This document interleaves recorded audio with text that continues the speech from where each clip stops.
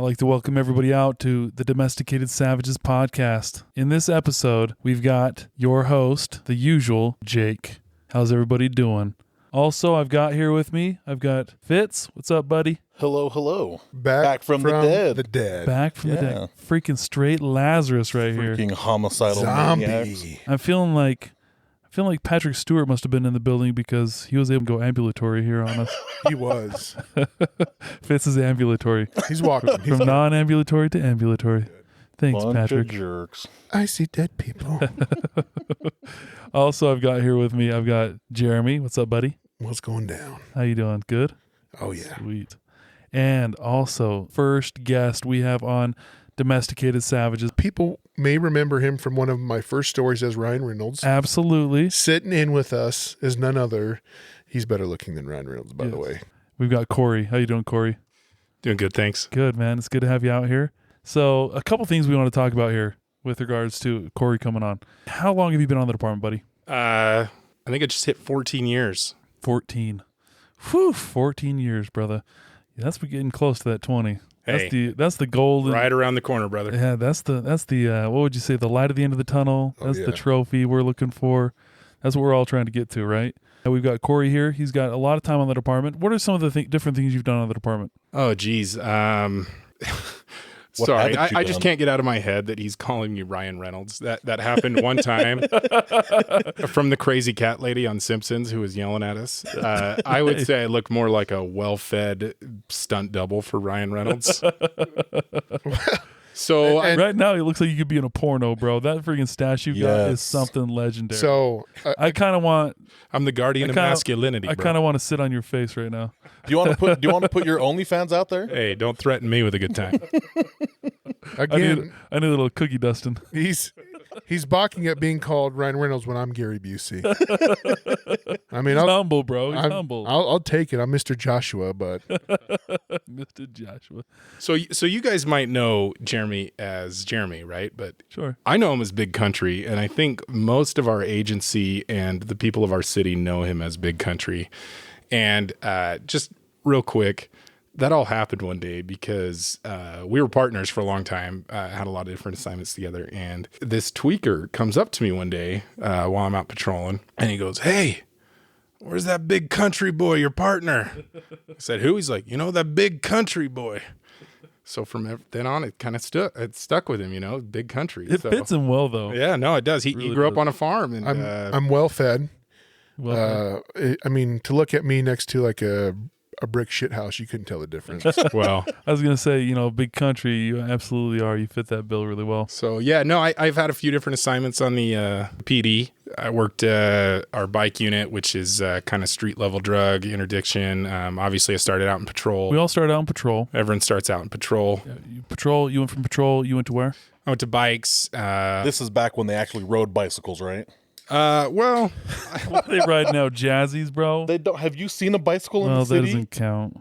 I did That's that. not true. I went to detectives. So bike units, what does bike units do? Just for our listeners who aren't cops. So bike units do all the proactive policing. Well, for our agency, they do all the proactive policing in high crime areas. Stuff you can be more like, you don't necessarily need a patrol car to respond to because it's high density crime. No, and it's funny, you tell people that are not cops, hey, I worked on bikes, and they kind of laugh and they think of, like 21 Jump Street. 21 Jump The dudes Street, goofing you're just around. the Keystone Coppers. Yeah. Let's be honest. It is 21 Jump Street.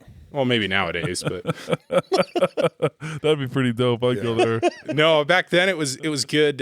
You could sneak up on a lot of people. You can respond quickly, especially in our city. Traffic can be bad, and so getting places quick on a bicycle, it was a lot of fun. Your street level interdiction as well. So you're kind of just out there and you're being seen. And then also, like you said, you can kind of like sneak up on people if you have to. I think that in some agencies, bigger agencies, New York City, for example, they've got beat cops and the people see them. They know all the business owners. They know where like the actual crime is going on. I think the bike units get a lot of that as well. They get their, fingers on the pulse of what's going on. Would you say it's Yeah. And we would kind of pick and choose the radio calls that would come in. So if it was, a drug problem or an in progress call that we were close to, we'd kind of jump it and, where, hey, I'm a block away, Right. I'll take that. And it was really good. It was a lot of fun. I have some great memories from working 3 years on bikes. Yeah, And that's then after that, I went to detective division, kind of got my feet wet investigating some crazy capers. And You went up to Dick's. yeah, We call it Dick's. not necessarily where all the hard chargers go, but Hey, we got some hard charges up in there, man. A few. We Corey, got Corey, plenty. we did our times in schools. We went to middle schools together. no, Yeah, that sounds really. I ended up rapey, going to a dude. high Can you school. Define what that means. We went to middle schools. So we have a school resource bragging officer, about that, bro. a school resource officer program, and back then they used to have 2 officers in every high school, and they were assigned to detective division. So it was a good way to get your foot in the door if you wanted to go into investigations. So I did that for a couple years. After that, I went to our sex crimes team in Big Country, and I had That's where you guys work together, right? yeah, we worked together We worked together and started out in schools. Well, our story really begins in patrol. When I was on patrol, and Corey, I think you were on bikes at the time. So there was one night where I had seen Corey around, but we hadn't worked too much together. There was one night where there was this like a loud party call had come in. I get dispatched as the initial, and it's kind of like this older apartment complex. I get there and I knock on the door, and it happens just to be ajar, swings open. In there, it's one of these, and this is kind of back in the day. So mind you, it's not like the portable Bluetooth speakers you have now. This lady had a legit like tower with a CD player, a record player, a mixer. Yeah, I remember. And like then- the 6-change CD. Yeah, 6 change, and then This the was 2 flashy big back then. stand-up speakers on the side. And this lady, sounded shittier than your iPhone does nowadays. oh yeah, but she had it cranked up to 11, full blast hard rock, and she was having a one lady mosh pit in the middle of Hell her yeah. apartment, just Her and Billy Squire. going to I love town, Billy, and just. dude. I and love s- Billy. And so I knock on the door and it swings open. And I'm trying to get her attention. I'm yelling. She's not hearing me. And again, she's turned up. She's having the time of her life. And obviously, To 11. to 11. Nice. And obviously she's out of her gourd, drunk or whatever. And I'm flashing my flashlight at her, trying to get her attention. She is not hearing anything. I mean, she's in the middle of stroke me.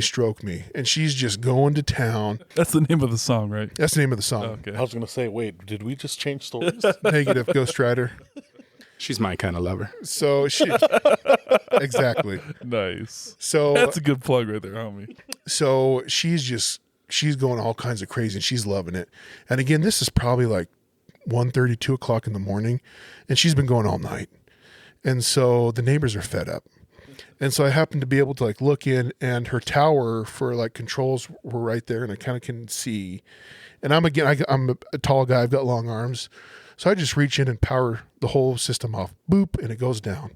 And then she kind of turns at me and is like, "What the fuck?" And she comes at me and starts screaming. Did she go devil voice? Yeah, yeah. That's dope. Straight up Again- exorcism. I mean, she'd probably been smoking 2 packs a day since she was 8. And so, she had that gravelly, she's like, "What are you doing?" And she starts going in at me, just yelling by my, and then I think I asked for another unit. And so another unit shows up, but we're standing kind of outside her apartment, and she's just berating me, yelling at me. And she's like, "I want to speak to your supervisor."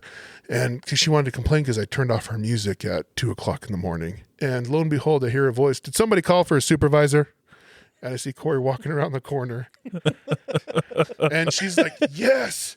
And then he didn't say he was a supervisor at all, but she heard He just said, "Is somebody asking for a supervisor?" Yes. And she assumed. Yes. And she goes up to him and she's like, "This officer was so and she starts listing off how it was disrespectful. I turned off her music. And Kory's like, "You know what, ma'am, you are correct." And he turns and starts yelling at me. "How dare you? How dare you do this to this poor lady? You apologize." And I'm like, "I'm sorry, ma'am." And he's like, "Okay." And she's like, "Thank you so much. That was amazing." That's my first interaction with Kory. You've never met each other? No, I just you got to look after your fellow coppers, Damn, right? You know, that was I think I heard him call for a back, and I was around the corner. And That's as awesome. soon as I get out of the car, this lady's just going to town on him. So that was my first interaction. Then we ended up, like I said, we were in we were in school resource, then to special I victims. thought you were going to say special resource. Special resources. That's- Don't remind me of 5th grade. So then after I worked sex crimes, I ended up going to Vice. Did that for 3 years. Kory was lucky enough to get me on the collateral unit, so we were able to do some some capers there, and another. So to be Were you in SRO or no? So so by the time he's on Vice, I'm back in patrol. Okay. He's back on the beat. I'm on the beat pushing a black and white. Yeah. And I mean a car. That's what our cars, black and whites. So Thanks for letting us know that. I was really worried you went to the 38% right there. I don't know if people are thinking like I'm drawing cartoons. Like, is this the old Disney cartoons where Steamboat Willie's driving the boat? Black and white is a patrol car. And so by this time, I to be a vice collateral, you have to go to the undercover academy. The undercover officers, as in our vice and our narcotics officers, they put on the academy, they run it. And so you're put through a multitude of scenarios. Academy's a week long, right? Yeah, I think it was like 4 days or something. Yeah. They run a multitude of scenarios. You're doing some undercover like narcotic scenarios. You're doing undercover vice scenarios. And one of the scenarios was you're in an undercover car and your job is to go pick up a lady of the night, a streetwalker, a whore, as it were. Hua. A hua. And so they set up the scenario where you're told like, hey, you're in an undercover car. You're going to go pick up, and the gal I'm picking up is another undercover. She works in the vice unit. So, it's just trying to get you inoculated into what these undercover units do. I'm driving in this undercover car, and Kory's in the backseat as like my rater, rating me on how I did. I pull out of the parking lot of our training area, and right on the street was the other officer, the undercover officer, and I pull up. I look at her and I go, nope. And I just start driving away. You're supposed to like basically solicit her. You're supposed to start talking to her, trying to get her into the car to make a deal. Yeah. And I just look at her, I go, nope. And I start driving away. And Kory's in the back laughing the whole time. And so I say nope. And I drive away, and Kory's in the back laughing. And then I flip a U, go back, and I pull up, and I'm like, hey, sweet thing, can I buy you a fish sandwich? All the ladies' man from Saturday Night Live. Yeah, gotcha. And the whole time I'm kind of just goofing because I'm having a good time with my buddy. And anyways, that was my intro into the undercover world, going to the undercover academy. But Kory and I, we've had some good times. So you did Vice. After doing Vice, what'd you do? I went to. We're Intel. still introducing Kory. Sorry, it's all right. so I went to Intel for about a I might year. cut everything out that Jeremy says. So Yeah, That's fine. no, you're good. So after the Vice team, I ended up going to Intel, and then I did that for about a year, and it'll be a year in February that I've been assigned to our homicide team. Nice. So yeah, you've got a lot of different. You've worn a lot of different hats, which is cool. A lot of different experiences, I'm sure, and it's pretty neat to see the different sides of being, a police officer from all those different things that you've done. Yeah, no, absolutely. I mean, all the different teams, very different styles of police work, and getting to know a lot of different people along the way. Different parts of the police process as well. Being patrol, and that's kind of my bread and butter. That's what I've done a bunch of my career is patrol. So I see the front end of investigations, going to the houses, talking to the people, catching the criminals, putting them in the jail. And that's it, and that's the show. Right? That's what you don't patrol. Like literally, that's what you don't patrol. You don't know what happens after. I don't see follow up. I don't go to court. I obviously go to court, but I'm not doing investigational stuff afterward, which is a lot of stuff you've done. Is the post investigation? You're seeing it like the middle and the end, the follow up investigation. Yeah, I mean it's kind of rewarding, being on this end of it because you get to see the case all the way through until it's adjudicated. So because it's kind of funny because before we started recording right here, Kory was telling some stories from yesteryear. He was talking about a case that he had, and as he's thinking about the case, he points at me. He says, "Jake, you were the initial on this, like 15 years ago." Yeah, it's like. Yeah, I remember getting assigned the case, and I'm reading the initial investigation report, and I totally remember seeing that's funny, seeing Jake's name on it. So hopefully I did myself justice. That's probably a shitty report. I was a new guy, probably was real shitty. It's like I was there. The end. Saw a bad guy, caught bad guy. The end. So along with that, you also run your own business.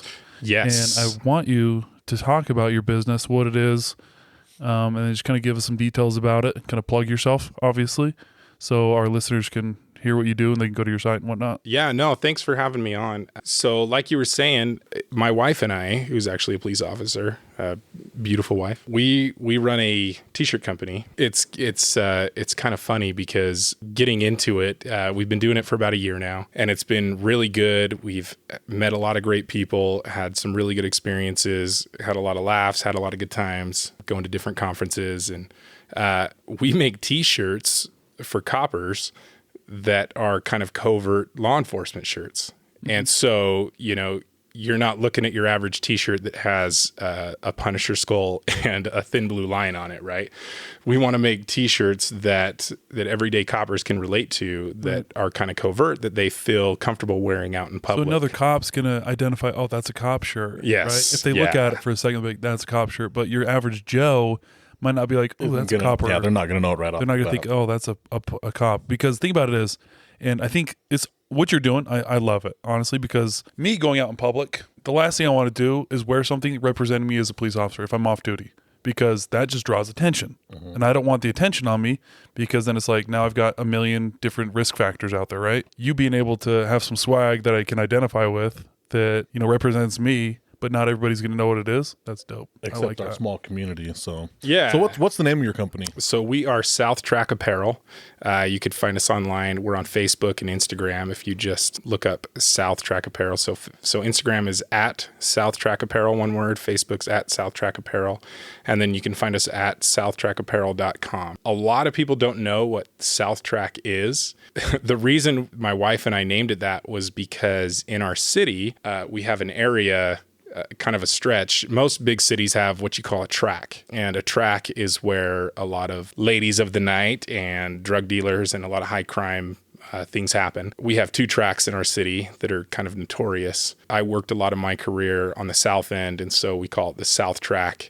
And so, a lot of people think it's, is this a racing company? Is it, yeah, whatever, A normie would think, is this a racing company? Yeah, so The South Track is the South It's Track. been really good, and we're blessed to have it, and we're having a great time every day. We do everything with our shirts, so we design them, we print them, we ship them, and it's just the two of us, running it out of our house. Awesome.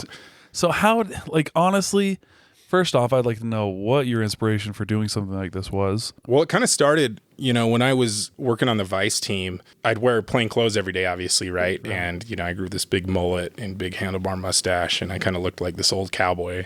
When I would wear T-shirts, I would want to wear something that could be law enforcement related, but not necessarily identified. A lot of the T-shirts that we had for our agency or kind of our region were just completely overt law enforcement shirts, right? It's kind of hard to pick up a whore when you're wearing a shirt that says, I'm a cop. Yeah, Blue line. Thin blue line. Yeah, you're Flags everywhere. That's some of these whores are street savvy. Yeah, you can't wear a shirt that says operator. Yeah. And has a blue line flag on it. Yeah. Right? So, That's why I never get any of them. Skulls and guns. yeah. So Listen, I like those too. They're time of play. I love skulls and guns, and most of our designs have skulls and guns on them. But just in a context where we can wear them proudly, but not overtly. Yeah, it makes sense. So that's kind of where we got started. And so we designed a shirt kind of specifically for our unit. And then after that, when all the riots and all the garbage started to happen in 2020, for summer we ended up 2020. designing a shirt, and we kind of sold a ton of them just to different coppers in our agency and other agencies that helped respond, fire departments, sheriff's offices, our highway patrol, things like that. And it just kind of got me thinking, hey, we could do this, kind of do some designs that are very personal to us. I had ended up reaching out to a buddy of mine who works in Southern California for an agency and kind of does the same thing, kind of got some tips from him. His name's Rudy. He's awesome. You can check him out at Watch 3 Apparel. Mm-hmm. He makes awesome T-shirts, high quality. Is it 3 like number 3 or? Yeah. So at his agency he works for, which is in the Los Angeles area, really big agency. You can go to Watch 3 Apparel, and he makes really good T-shirts, and he does it all himself. And so that kind of gave me some inspiration. Hey, I want to do that here, but I want some designs that are going to be local to our community and to our law enforcement brothers and sisters that we can relate to as well. that aren't from, Southern California, and so we started doing that. It's just kind of snowballing, and it's been amazing, Cool. And it's fun to share that with my beautiful wife, and we have so much fun doing it. That's awesome. Like I said, go, you guys that are listening, check out South Track Apparel. We wanted to bring you an episode. In this episode, we wanted to talk about what in the world is going on. That means everywhere. I'm sure you guys, the listeners, have looked around yourselves and said, what the hell is going on? I cannot believe that we're experiencing the types of things we're experiencing right now. I like a site called Babylon Bee. You guys ever listen to Babylon Bee or read Babylon Bee stuff? Oh, yeah. So they do a lot of satire. All their stuff satire. It's funny because they made I think it's a video recently where they're talking about how the world is getting so strange that a lot of the stuff they've done in satire in the past is coming to fruition now. So satire a couple years ago is now reality. Almost in an unrecognizable world that we're living in. So I think that as police officers, a lot of the crap that we've dealt with over the years has been strange, but I feel like it's getting even more strange nowadays. So I wanted to tell some stories, obviously relating to that topic in and of itself. Can I tell you something? Yeah. I'm actually a third generation copper. Actually, I did not know that. It's kind of weird, but I remember growing up hearing a bunch of stories from grandpa and from dad and stuff that the weirdest shit happens to people. Yeah. And nobody ever hears about it. Yeah. And I kind of didn't believe it until I started experiencing it. Yeah. So it's serious. It's going to be fun. It's funny So on because that, so you're a third generation cop. You're a second generation cop. Are you the first generation cop? I'm a first generation cop. I'm about fourth generation trailer trash, but first generation cop. first generation cop. Yep. That's So me. 4 generations ago, they moved into the trailer and they just haven't moved out yet. Yep. Nice. That's me, baby. Fair enough. So first, second, third. Cool. Oh, cool. And it started with your grandfather, Yes. the captain. Yeah, we called him the captain. Rest his soul. He passed away a few years ago, and he was in the Marine Corps, World War II, Yup. Iwo Jima, came back, Oh, damn. joined the PD, did 30 some odd years, and Was a legend. Back to what's going on in the world. As most of our listeners and any of us, you see stories on the news or prominent stories going out there, and you just don't recognize, like, is this really the world we're living in today? So one of the ones I found is a recent one, and it's on multiple websites. The one I'm on is called Distractify, and it has to do with a pretty famous... I thought you were going to say the Weekly World News. The Weekly World News. This lady gave birth to an Elvis bat baby, and he's topping... Aliens have come and abducted. He's topping number one on all the charts. But infiltrated by the headline for this story is Instagram model purportedly sues Drake for insane hot sauce condom story. And again, you're thinking like, I didn't know they made condoms in hot sauce flavor, which seems like a bad idea for everyone involved. Sounds delicious. I mean, Wasn't my worst Friday night. and so I kind of, got into the story, and basically what had happened is there's this Instagram model who obviously she probably has millions or hundreds of thousands or millions of followers on Instagram. She connects with Drake.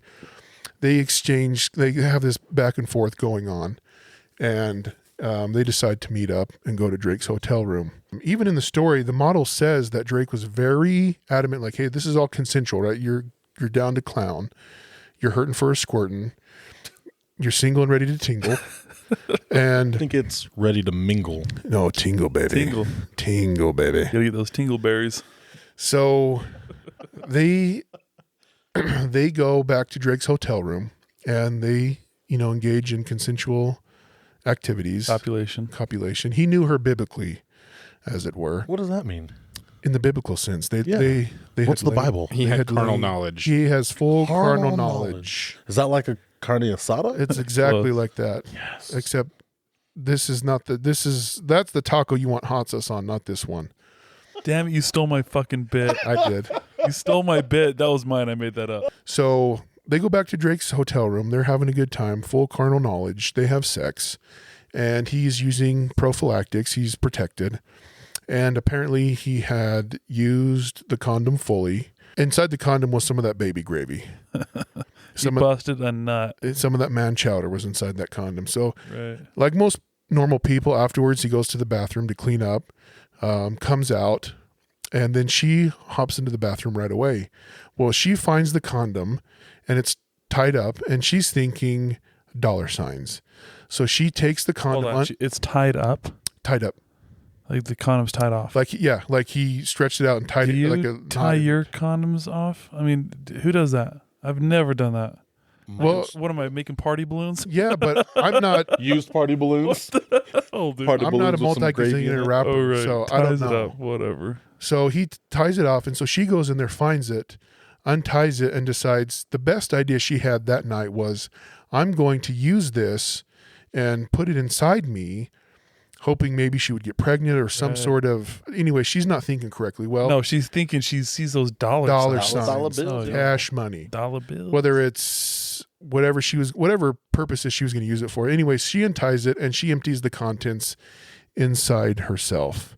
Well, Drake, as you do, Drake, being the very savvy gentleman that he is, had decided, I'm going to put a bunch of hot sauce in there to make sure that this is not going to be viable. And so as soon as she empties the contents into herself, she starts screaming and is like, oh my goodness. Ah!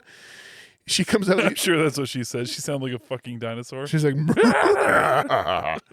she comes out of the bathroom screaming, and Drake's like, what's happened? And basically she has to cop to, yeah, I put, New hot sauce. Fitz just showed me a freaking picture of that's money. a Taco Bell hot sauce pack with Drake's face on it. So basically she has to Live tell him, Moss. like, yeah, what's going on? And now in her infinite wisdom, she's thinking of suing Drake for adding hot sauce to his used condom. Good And luck. yeah, and again, I'm Good like, freaking what the luck. hell is going on? Only in America. Only Yeah. in America. Hey, like I was saying, you like hot sauce in your tacos, boys? not that pink taco. Not Oh that my pink gosh. taco. The tweets and stuff coming out on this are hilarious. Oh my So, but again, not only did she have the audacity to try and bamboozle him and get some sort of monetary compensation for her efforts, now she has the audacity to sue him like, this is your fault. You're the reason that I have a yeast infection from hell. You made me put hot sauce in my vagina.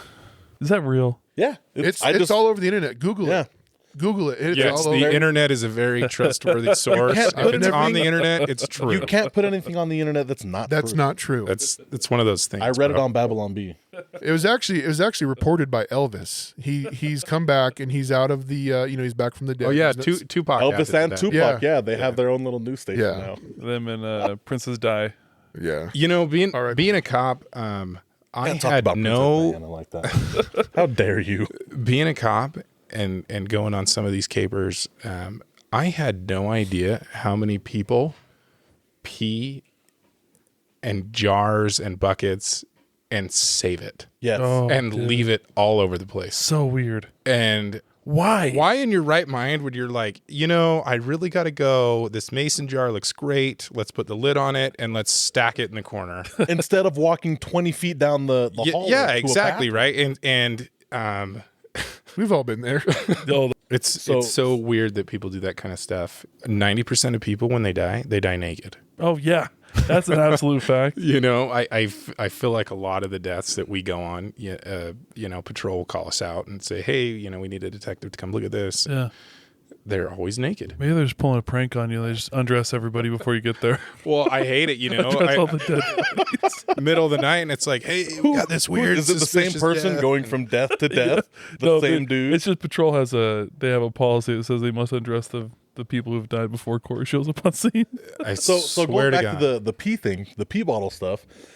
When I was in the Marine Corps and we were over in Iraq, we had a couple guys. So we had like a little miniature wooden house. We housed a squad in each one. So you had like 12 Marines in one little makeshift couch, a little hooch. And so our bathrooms were kind of on the other side of our little combat outpost, about the size of a football field. And because it was so hot, we were right there in the middle of summer.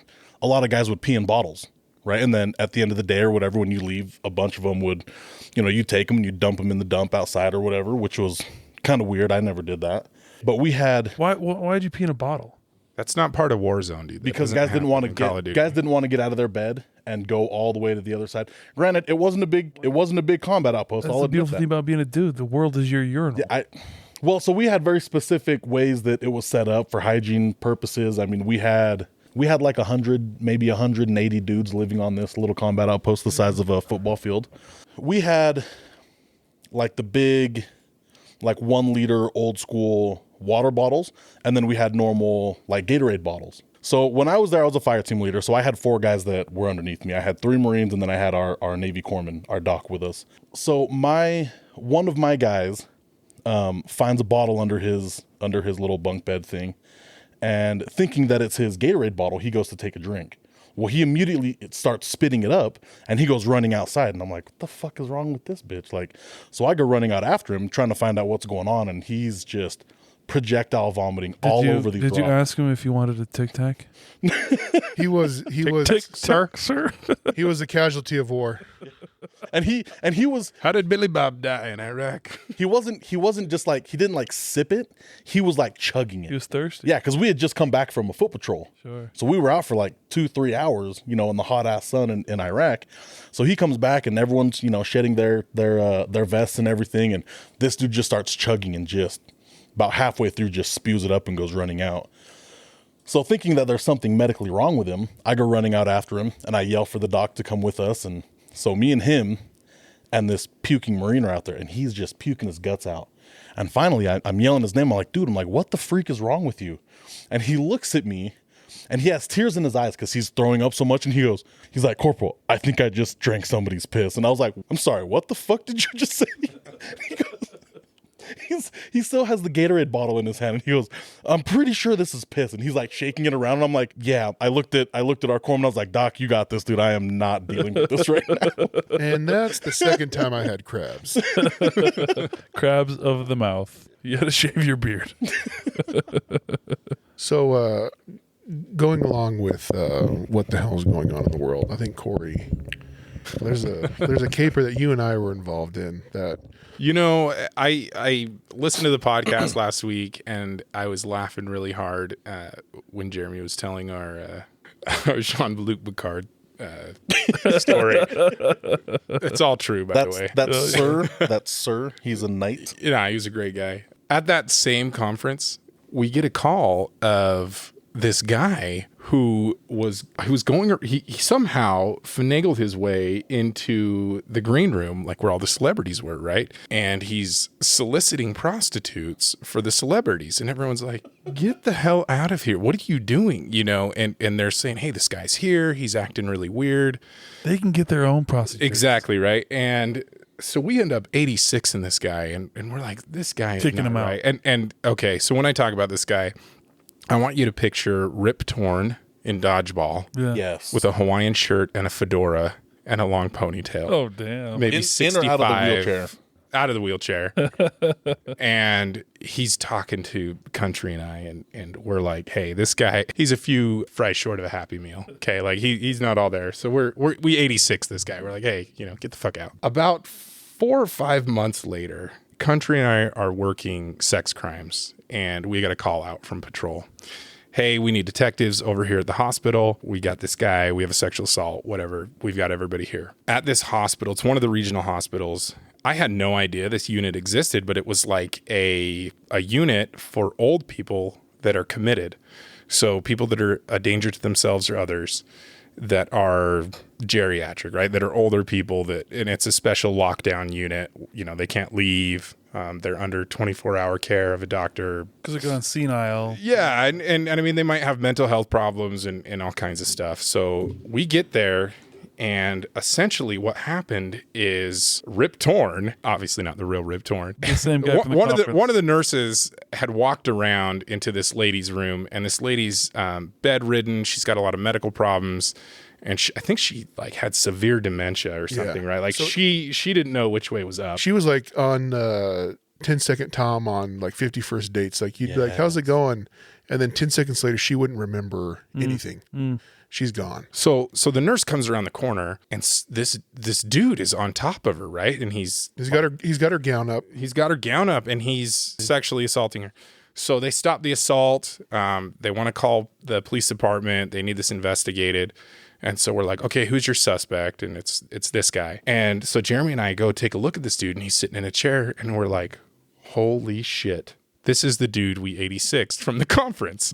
Like, this dude was committed by a doctor. It's, you know, somehow he goes into the hospital. He starts telling the doctors in the ER that he's a doctor. And he says, what did he say? I'm a Psychiatrist, psychiatrist and a bicyclist. He says, I'm a psychiatrist, a psychologist, a bicyclist, and a transplant surgeon. And a philanthropist. And so this is the dude, right? So we grab him, we throw him in the car. We need to talk to him. You know, we want to interview him at the PD. And so they get him, and he's wearing a button-up shirt, with like, suspenders on his hospital scrubs gown, the pants, and his penny loafers with his ponytail, right? Wow. So we get this guy in the box. He cuts an image. Oh, yes, bro, this is a caper, right? So we end up we get in the box with this guy, and we start talking to him, and he goes off about how he met this lady at the local sports club. We don't even have a local sports club. And he knew her husband. It's like the YMCA. Yeah, no, it was like he says, "Oh, well, yeah," and he talked to this really weird accent. He said, "Well, yes, I knew her husband from the local sports club, and we had met and had several encounters in 1982, and you know, we have been off and on lovers ever since, and." You know, we're pretty much trying to, like, you know, get this out of him, right? And he's not saying anything. And so finally he goes, "It was like the summer of 1939. 1939. I can't remember what year it was. It was the summer. I think it was like the summer of 52. Summer of 52. It's a film that depicts a young boy who's about to go off to war, and he makes love to an older woman and becomes a man before he goes off to war." And I mean, Country and I are doing everything we can to just hold it together and just be professional in this interview. And so finally we're like, "Hey, we're going to take a break. You know, this guy definitely did it, you know?" And so as we get up to leave the room, we're like, "You need water? You need to go to the bathroom or anything?" And he's just silent, and his head's down at the table. And he just comes up and goes, "Call my lawyer." So obviously at that point, the interview's done, right? He's requested a lawyer, so we're not asking him any more questions about the incident. Like I said, he's an older guy, he's a character, and so he says, "I want to take a smoke break." So our sergeant at the time says, you know, "Hey, Country, take this guy out back for a smoke." And I don't smoke. So he takes him out to the loading. I don't want to put him in handcuffs or anything, right? 'Cause he's not a threat, but the sergeant says, "Hey, you take him," and then he also assigns one of the other detectives to go with us. So we go to the back loading dock area where you can smoke. So as we're getting him ready, again, we're not really putting him in handcuffs because this guy's no threat. And so, but he's obviously claimed that he's a doctor, and so he's told us all about his medical degree. Yes. And so before we get him off out to the loading dock, Kory's, you know, we're talking to him and like, "Hey, what, you know, as in your professional medical opinion, what's the best cure for the common cold?" We're just having fun with this dude, right? And then he says something to the effect like a hot bath and warm brandy, or a hot bath and cold vodka. You put the cold towel over your face and you sip ice cold brandy in a hot tub. It'll clear you right up. Sound medical advice, in my opinion. Actually, I'm like, great. good. So we take him out to it's just me and this other female detective and this guy. Take him to the back loading dock. I can't remember. He smoked. I remember it was American Spirits. And Wow. Yeah. Not Filtered or unfiltered? I can't remember. They have not a cheap cigarette though. No. And so, you know, he's puffing on it, telling us his, you know, love stories and just going. And this other female detective, she had, I don't know if she smelled like marbles or Camel, whatever they were. But he's like, "These are the best cigarettes. Here, young lady, you have it." And he tries to put the cigarette in her mouth. Try She's this. not the person you want to offer a cigarette to. Okay. Try this. This is the best. You'll love it. These are all natural. These will make you live longer. And so she's like, "No, get the fuck away from me." Like, and he's like, No, please let me. I'm a doctor. This is sound medical advice. You take a puff. This will help you. And so I'm sitting there having to like referee because she's gonna knock this dude, and you know he's into his grave. And so finally he gets done with his cigarette. And she obviously doesn't take a puff. She denies him. We get back to the interview room, To the box. In the box. And so at this time again, he requested a lawyer. So again, our interview about the incident's over. So we end up getting a warrant for a penile swab. And because of what the witness, the nurse that was making the rounds saw, it's probably pretty good that we're going to find some of her DNA on this gentleman. And so we're like, okay, well, let's get a penile swab on this guy. So we get a search warrant. And when it comes to penile swabs, it's not the cops who are doing this. We have special nurses. A forensic nurse who comes in and they're trained to do all this. And so... Can you imagine cops doing that? Let me see your weenie, bro. Hang brain. It's time to get that evidence. Hey, Kory, you got to make a shirt. Let me see your weenie. It's ready for your swab. It's funny that you guys say that. You guys, with this podcast, I remember being a boot and walking out in the parking lot of, whatever patrol division, and you just see those salty OG cops sitting there telling war stories. You guys have turned that into a podcast. Holy shit, that's exactly what this is. Yes. Exactly. Like all the new guys are like, who are those guys? Yeah, don't talk to them. So You don't rate yet. So we're waiting. Anyways, the forensic nurse gets there. And so he's in this interview room. And obviously I cannot leave her alone with the suspect, even though he's not really a danger. This forensic nurse, I can't leave her alone with this guy. He's in my custody. She's my responsibility to make sure. So she goes in and we get the warrant. We serve him with the warrant. She says, okay, I'm the forensic nurse. I'm trained. I'm going to take a penile swab. And this guy, he was pretty tall. He was like 6'3". I mean, he was not a tiny fellow. And so he stands up and he goes, well, madam, you might have trouble finding my penile. I'm quite dehydrated. And sure enough, Might have trouble finding my penile. Because she said I'm here to do a penile swab. Might have trouble finding my You penile. might have trouble finding my penile. I'm quite dehydrated. Quite dehydrated. Kory said he has these suspenders on.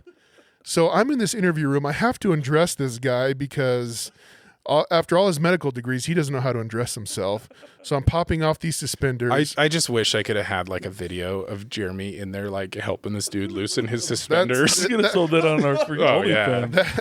We could have made that our OnlyFans. That comes in later. So anyways, he drops trout and this dude's hung like a bull hamster.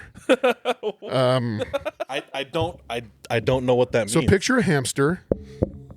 The small, tiny, furry little rodents. Yeah. They're delicious. Not a lot going on. What does the bull have to do with anything? South of the border. You said he's hung like a bull hamster. Yeah, the male species of the hamsters. I You don't don't know. watch National Geographic, bro? So I'm No. sure on your island of whatever, you've probably eaten many of. The tugboats not bring those out there either? The tugboats not bring anatomy textbooks or fucking We have National an airport. Or Geographic. hamsters? We have airports, assholes. Okay. I thought you were dead, dude. We didn't even address that. Oh, no, we did in the intro. No, we did in the intro. So anyways, this guy, he drops trow and Thought you were dead. Sorry. And you guys didn't even give me a moment of silence either. Yeah, you A didn't bunch of deserve it. jerks. Jocelyn did. Oh, you did? We cut it out. I cut that out. I cut that out. You're not worth He a didn't moment of deserve it. He didn't deserve it. So she I hate this podcast. and again, when you're doing a swab, you can't, it's not just a quick like beep boop. You have to get pretty involved. So it's like two worms fighting over it. She's going around swabbing and the poor nurse, this guy's enjoying it now. Ooh, thank you. And so she gets done. And then this guy can't get dressed. So my sergeant's like, hey, take him to the bathroom and help him get dressed. So I have to escort this gentleman to our prisoner bathroom. I'm having to pull his pants up, help him get his suspenders on. It was, again, one of those stories where it's like, what the hell is going on? You just you kind of look at yourself and you realize this isn't what I signed up for. I did not sign up to have some old crazy dude's dick swab right next to me. That's not what I thought my cop work was going to be like. But again, you never know where a day's going to take you. Yeah. So this one actually happened pretty recently. One of my officers, he gets dispatched up to this area on an unwanted person. The person who lives there he's got a person who will not leave. So our officers get up there. The city's kind of going to shit in the meantime, and so I'm kind of trying to pay attention to multiple things that are going on. All of a sudden, I hear them call out, "The guy's barricaded. He won't come out." And then they're calling for a sergeant to come up, and I'm like, all right, I'll be around. I head up that way. I get there. Only one of my officers comes up.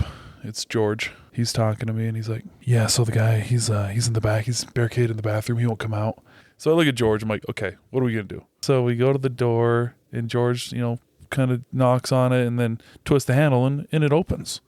So the door opens and this shower is on and I can hear the dude's kind of like talking to himself. George's like, hey, the police are here. Come out right now. We're here. You need to submit to our custody. Come out of the bathroom. George, bless his heart. He's trying his hardest. Is just not making any progress. And finally, I'm like, George, we're going in. We're grabbing this guy. We're pulling him out, right? We're done playing Reindeer games. Reindeer games. That's another story. Listen up, Ben Affleck. There's no more reindeer games here. And we go hands on with this guy. And he's wet. He's like a flipping greased pig. And we're trying to wrestle this guy. And I grab the guy. And as I'm like wrestling with this guy, I look down and Wiener's flopping around and he's got a freaking cock ring on. His dick and balls like in the shower. He's got this cock ring on and didn't think much of it. Whatever. Got to fight this guy. So I flipping body slam him and I must have caught him right on the throat because when I body slammed him, he's like, screaming. As soon as I hit him on the throat, he's like, and no more screams. Put his hands behind his back, get him in cuffs, and load him up in the ambulance. So I've got to like kind of review body cam and I'm reviewing mine, see my video and see George's video. Make sure everything lines up. So I'm looking at the video and I'm watching my camera and it's just normal, whatever, using force on the guy. And then I'm like, hey, George, let's watch your camera. See what kind of angles you got, see what you see. And we turn on George's camera and no shit. It looks like point of view on the dude's dick the whole time. It's a snuff film and all you're seeing is dick and balls and ass. Hold on. It's like point of view right on the dude's dick. And I'm looking at George. I'm like, what the hell were you focused on, dude? It looks like George is just staring at this guy's dick for the 5 minutes while we fight him. I'm like, dude, Jeremy, come check this video out. Yeah. Oh, and so Jeremy starts watching the video and Jeremy looks at me. What did you say? I was like, what the fuck were you filming? Is this a snuff film? And in the video, it's just screaming blood, dick, balls, and ass. And I'm like, I'm pretty sure this is a snuff film, George. You might not want to turn this in. I don't know what you're doing, but... I mean, that's just crazy. And that's kind of like the theme, obviously. This stuff goes on all the time. People are like finding each other on the internet for casual meetups and stuff like that. And granted, if that's your thing, that's fine. Well, we had that murder, right? It's just crazy. What was it, last year? Not but there was a murder. Yeah, there was a murder somewhere in the United States of America. Wait. But again, like you said, there's been multiple murders where people, meet on apps or social media or whatever just to meet up like, hey, I don't know you. Let's get together. And it turns out it's like, hey, thanks for coming over. Let me slice your throat real quick and I'm going to eat your flesh. So again, with what's, the craziness going on, there was a homicide in the city. And this girl was pretty young. Mid to late teens. Yeah, mid to late teens. She met this guy. They had actually hooked up, shared a relationship, but since she was not of age, she couldn't really be consensual because he was more than her age. Yeah. So she's at home midday on the phone with her mom. This guy shows up because he knows no one's at home. This girl cut it off. Well, he wasn't accepting that. And so he's like, well, if you're not going to be with me, you're going to be with nobody forever. Goes to their house. She's on the phone. Mom hears the crashing because she's like, something weird's going on. Something crazy's going on. The mom over the phone hears this crashing. Line goes dead. Calls us and patrol responds and gets there and, kind of looking down the house and like the back door or something is open. And this girl is just almost gutted, almost decapitated. I mean, this guy almost eviscerated. He was brutal, just killed her. And it was just kind of, I think the families had known each other, but they kind of connected over social media or something. But again, like, this young girl had thought that she's just meeting a friend or hooking up with a friend or whatever, and ended up being the last thing she ever did. What the hell? Like, because you got denied, so now I'm going to cut all he got off. denied. Seems reasonable. Yeah.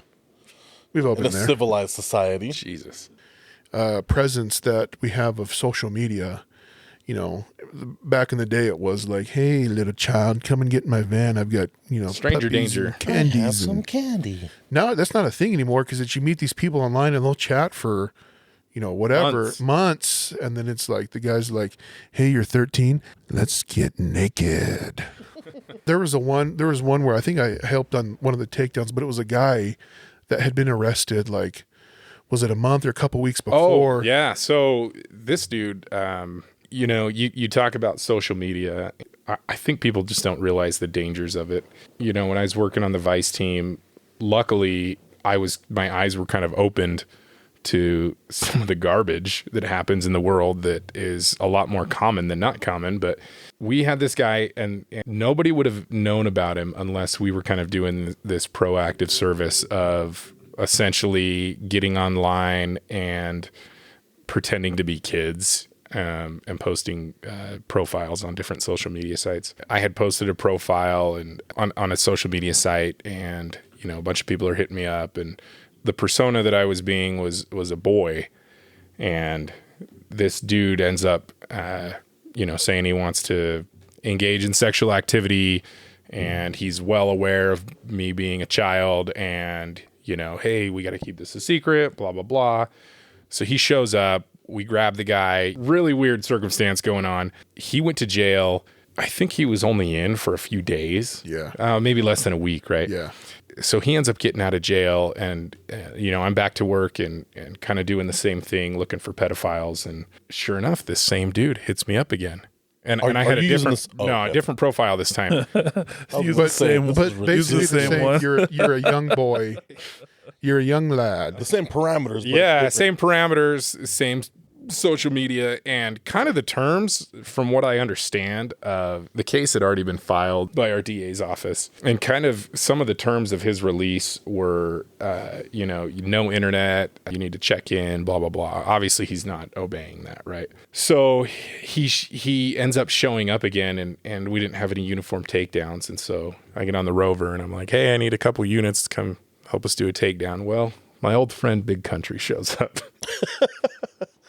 And I kind of briefed everybody, and Country was the TL, the team leader, and said, hey, this guy's going to turn up. And sure enough, he does, and Country takes him into custody. And we're like, obviously, this guy isn't obeying the terms of his pretrial release or whatever, and, he's a danger to our community. And we get him in the interview room, and he's like, no, I've got an attorney. I don't want to talk to you. And so I'm like, okay, do you want to make any phone calls?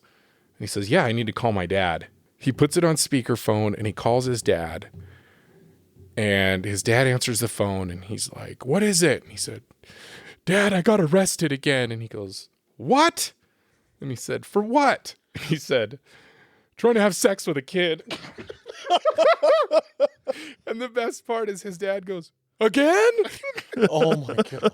And he's like, oh, you are fucked now, son. Did he say just like Yeah, that? no, his dad totally said that, right? And sure enough, I think this was like on a Friday or Thursday or Friday. And I get a call. We rebook him and do all that stuff. And I get a call from the DA's office that said, hey, I just got out of court, and this dude is on his way to prison right now. He pled guilty to everything. And he's going away for a while. So, and the thing is if, we weren't doing that kind of stuff, who knows how many people this guy's victimized, or he was going to victimize, or, Exactly.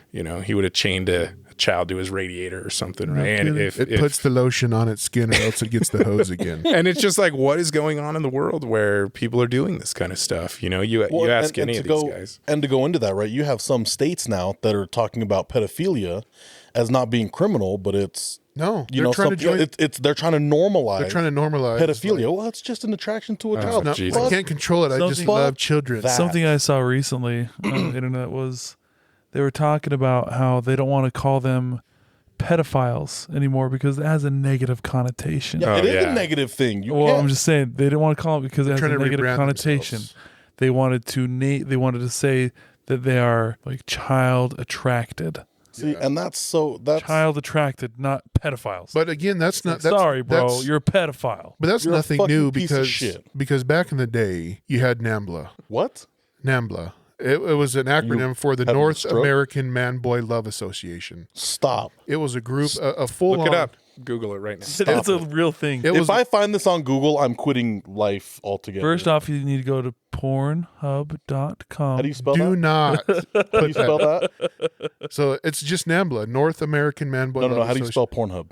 Oh. I don't know what that is. Holy shit, you're not lying. What the? Just for everyone listening, he's not on Pornhub. He's on He just NAMBLA. Googled NAMBLA.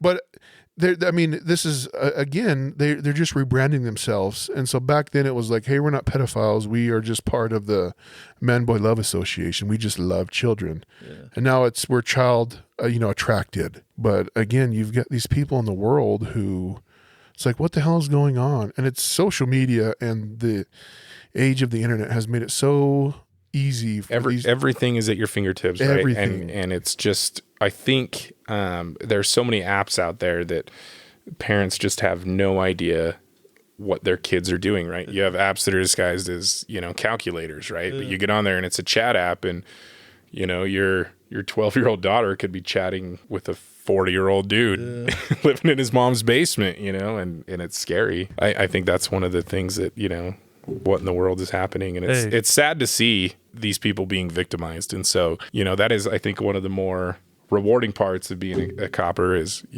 putting these guys away and getting them identified. And so they're kind of on the radar and hopefully not able to do it again. It's funny because every one of these pederasts, they, like, as soon as you get somebody who is almost like an alpha male or somebody who can actually get shit done, like, you get them in the box, and these guys are just like the most timid, weak, like, please don't hurt me, I'm sorry. Like, you're like, well, that's why I like to victimize children. Yeah, obviously, yeah. The more vulnerable of our population. And so, again, this is the shit that's going on in the world today. In what frame of mind do you think you're going to go to the general public in the United States of America and try to normalize physical sexual attraction to a minor? I'm telling you right now, look at what they've done in the last 10 years, normalizing the shit that they've normalized. Look at what it is now to 10 years ago, and shit that you would have thought 10 years ago is off the wall is normal now. Is absolutely normal. So it's little by little. And there's the old analogy, the old allegory of, you take a frog and you throw it into a boiling pot of hot water, jump out. It's going to jump right out. But if you put a frog in a lukewarm water and then slowly turn that heat up, and that frog will boil to death. Because it's slowly being assimilated and inoculated. That's what's happening to our world. It's exactly what's happening to us here in this world. If you look at the world today, how they say, like, everyone matters. Everyone, there's nothing wrong with whatever you are, whatever you want to be. You have to respect me. You have to respect what I want to be. You have to respect my opinion. They're seeing these pederasts. They're seeing that and like, okay, well, let's hop on the bandwagon. And I love kids. I like little boys and little girls. And you can't tell me I'm wrong, because then you're a hate monger.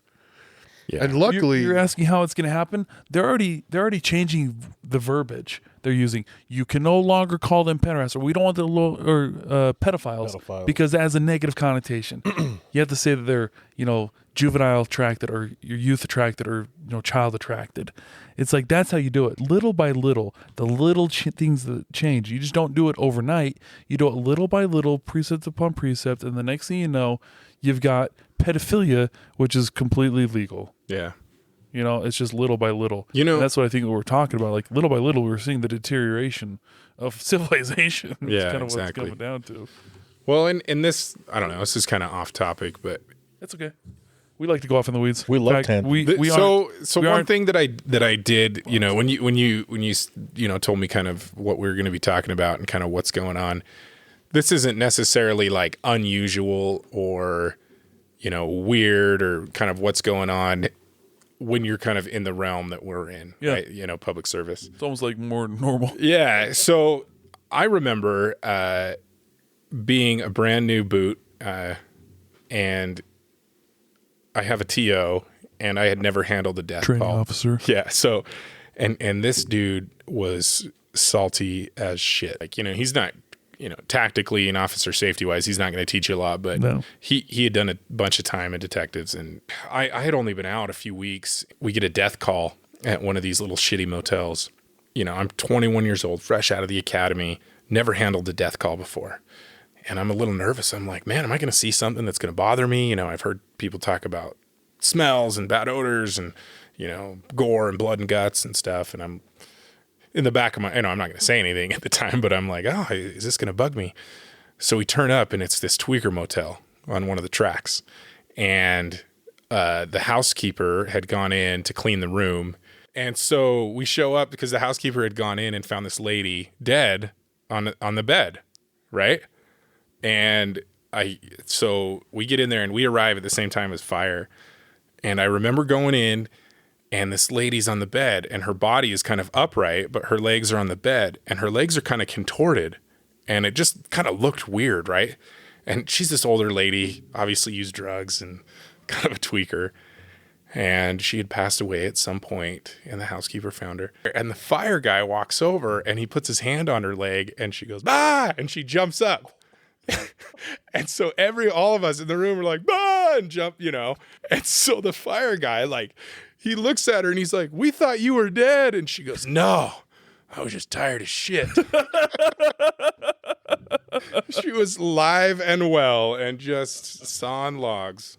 That was weird. I didn't realize how many people die in bathtubs either, right? Yeah. And nobody finds them for a while. It's funny you say that because I was thinking that same thing. Yeah. Well, it's funny. I've heard that, but I've never found a dead person. Really? in I a found bathtub. like Luckily, you haven't yet. I found a bunch. All of the ones that are either in their living room, they're on their couch, or They've fallen out of in their bed. Yeah. Or a lot of people want to commit suicide in the bathtub because it makes cleanup a lot easier. Mm-hmm. I've seen tons of suicides in it's the sad. bathtub.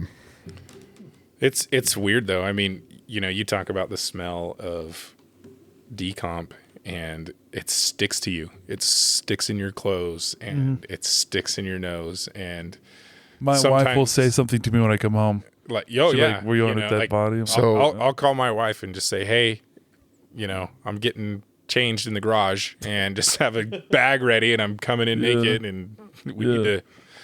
She's like, "Oh, So no, I don't still- come in naked. Need a what? No." We need to, TCB, take care of business So by getting the clothes clean. What does that mean? What does take care of business get the mean? clothes clean. Get the clothes clean. Fire up the washer. So I still, your officer from George from the previous story, I was with him when somebody reported like, "Hey, I think there's a dead body in this field," and it's just this big open field where one of our shelters used to be that had been torn down, and this happened a couple months ago. yeah, this person set up a tent in the middle of this field, and obviously, so they put a fence around it, but obviously, being the intrepid homeless people that they are, they found a way in.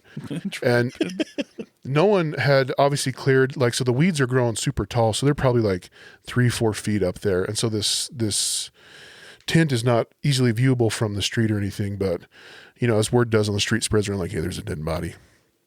And so George and I happened to be on another call in the area, and these people flag us down like, "Pretty sure there's a dead body over there." So me and George go trekking in, and when you get about 30, 40 yards away, it hits you. You're like, "Oh yeah, that's a dead body." So we get to their little tent area, and, we're trying to make sure they're not just tired as shit sleeping up. We start like, You start rubbing her leg. no, you couldn't get that Are far. you alive? So this person had probably been dead for probably like 2 weeks in this tent, and it had kind of gone through a heat wave, and so even in a tent during the heat, it gets pretty hot, and it's kind of start hitting the tent. "Hey, police, you in there? You alive? You're okay?" Well, the tent flap had kind of been like left open, so we kind of hunched down. And you see some legs, and you're like, "Oh yeah, that person's dead." And so, Did it remind you of the scene out of The Wizard of Oz? like Just the leg sticking out. the leg sticking out. From under the house. But But this it's under the person tent. was sans ruby slippers. Oh, damn. So poor George had never been on someone that had been down for a while. And we get there, I'm like, okay, before we walk up, I'm like, He had never been down on one like that? On a decomp. no. And so at this time, he had a nice little scruff going on. Yeah, because we just got our beards approved. Yep. And so I tell him, I'm like, "Hey, just so you know, this is going to be bad. If there is, and it's been down for a while, it's going to be bad and it's going to smell. So just be prepared." And he was like, "Yeah, no problem. I got it." And so we get up there, and I remember because as we're walking, he like stops. He's like, "Whoa." How far away were you when you started? Like, doing it? again, like 30, 40 And yards. you're outside. Yeah. And I'm like, Oh yeah, bro. yeah. And I'm like, "Come on, Grasshopper, it's going to get worse." So we truck up there, and sure enough, we kind of see the legs. We're like, "Okay, well, this is obviously a dead body." We open the tent flap more, and at the time, we could not tell if this was male or female. And you look at the face, and it was just a swirl of black because all these bugs were on any part of exposed skin. So you looked at it, and there was no face. It was just this swirling black mass of insects. And I look at George, and he's like, he almost lost his lunch. And I'm like, "You okay?" And he's like, "Yeah, no, I'm good. I'm good." I'm like, "Okay, well, I'm gonna make some calls. You stand right here. You watch this." You did not. Yeah, I was like, "You're seeing security, buddy." So Nice. I obviously had to go call people, to get the dicks out there, call supervisors in to start running the scene and everything. And I come back like 30, 40 minutes later. He's like, yeah, I think I need a break. You know, dicks get out there and everything. We call the body snatchers, the medical examiner's office, to come take this body. And I told George, I was like, now you know that you're going to smell that for like the next 3 days. Like, you're going to bathe and clean and wash and soap and bleach, whatever. It's not going away. And then I see him smell that in everything. and I see him the next night, and he had like trimmed his beard like almost off. And he's like, it's still in my beard. I can still smell it. I was like, that's what I'm saying, buddy. Yeah, bro. You're like, welcome to the late show. Welcome to the Graveyard show. Welcome to the I crew. like it. Was that when he first came back to Graves? Yeah. Yeah, he hadn't been back for very long. That's funny. Well, once again, we'd like to thank you guys for tuning in to Domesticated Savages podcast.